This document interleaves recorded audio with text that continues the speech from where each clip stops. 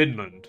This country here became an independent nation on December 6, 1917. Following a turbulent period of foreign control and internal struggle, Finland was part of the Russian Empire, then called the Grand Duchy of Finland, having been under Russian rule since 1809, and was also part of the Swedish Empire prior to that.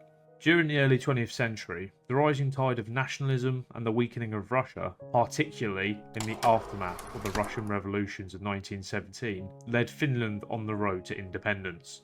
The Finnish parliament, under the leadership of figures like Carl Gustaf Emil Mannerheim, took decisive steps to declare independence from Russia. The Finnish declaration was quickly acknowledged by the Soviet government, since they were in an extremely weakened state due to their ongoing civil war and trying to organise a ceasefire with the Central Powers. Finland was now free, but emerging groups would try and climb to the top to fill the power vacuum that had just opened. On the left was the Finnish People's Delegation, which was supported by their militia, the Red Guards, a military faction that had ties to Soviet Russia. Kulevro Manner presided at the top and pictured a socialist Finland, incorporating Scandinavian Finnish culture, and had visions of expansion. Meanwhile, the Whites, or White Finland, was established as a provisional government after the Tsar abdicated from Russia in 1917. Their aims were simple: to unite Finland and suppress the Reds. The stage was set for a bloody civil war. The opening moves would see the Reds take over much of southern Finland and a few isolated pockets in the north. The Whites, however, held on to the north and much of the countryside, but very much of this was all rural areas. Outside of Finland, many of the great powers did not take a stance. However, Germany did get itself involved by sending equipment, providing training, and even landing a 10,000-strong army led by Rudiger von der Goltz to assist the Whites, but more on him later. In terms of manpower, both the Reds and the Whites both had at their disposal around 100,000 men. Both sides used Russian weapons, and the Whites also made use of German artillery that had been given to them by Germany. Since most battles were on main roads or near railways, the Reds also used armoured trains. The Whites and the Reds did also have air forces, although they were mainly used for reconnaissance purposes. The deciding factor of this war would rely heavily on both sides in terms of their generals and their strategies. The Whites had competent generals and leaders in the military, such as Carl Gustaf Mannerheim, as well as volunteer officers from Sweden. The Whites could also rely on their 1900 Jaegers, who had trained in Germany and had combat experience against the Russians on the Eastern Front. The Reds, on the other hand, although holding on to much of the industrial towns, did not lack in firepower, but in leadership. The quality of their troops were mixed, to say the least. Some Russian soldiers stayed behind to support the Reds, but the rest were a mix of poor, rural and factory workers. Skirmishes took place along the Jagged front line until the 16th of March, when Mannerheim launched a strike at the town of Tampere, a major industrial town in the southwest. Tampere had been in Red Guard control since the outbreak of hostilities. The town was viewed as a vital supply hub and base from both sides due to its railway connections which ran through the city. The battle began on the 28th of March, with White forces surrounding the city with 16,000 men. The 14,000 Red Guards fought stubbornly and repelled the Whites' first attack. The day would become to be known as Bloody Maundy Thursday, as 300 Finns were killed in these first battles. The assault had slowed to a crawl. However, several days later, on the 3rd of April, the Whites opened up with their artillery, with devastating effects.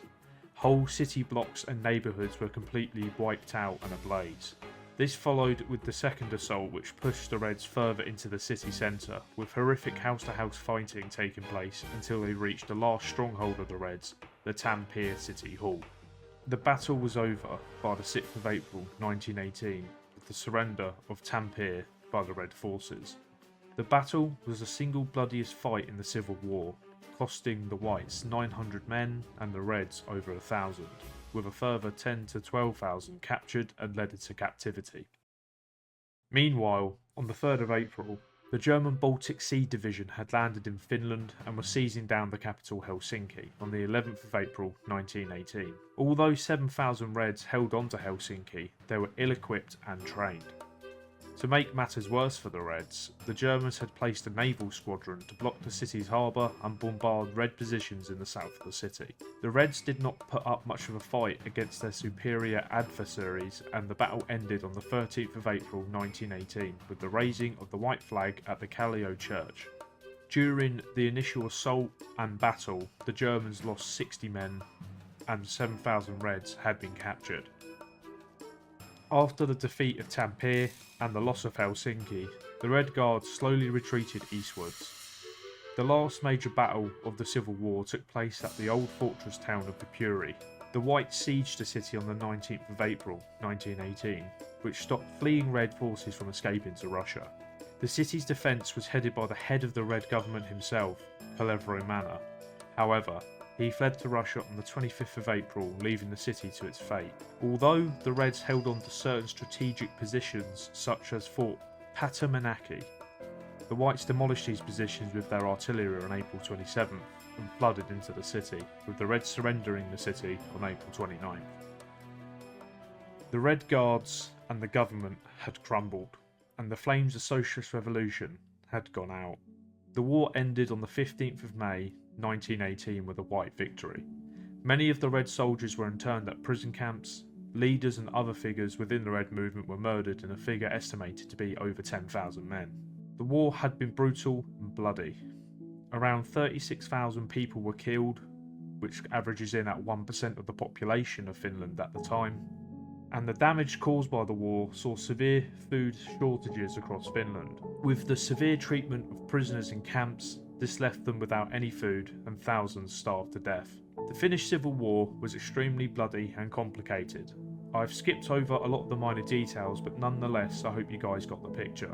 I actually just came back from a trip to Finland and I hit up the Suomenilla Fort Island, which had a very good military museum with all this kind of information there. They even had a Vickers 6-ton tank. I mean, come on, look at this guy. Thanks guys, this has been Lemon Cat. Please like and subscribe if you like what you see. Videos will be coming out every other Friday, so I'll see you guys then. Bye.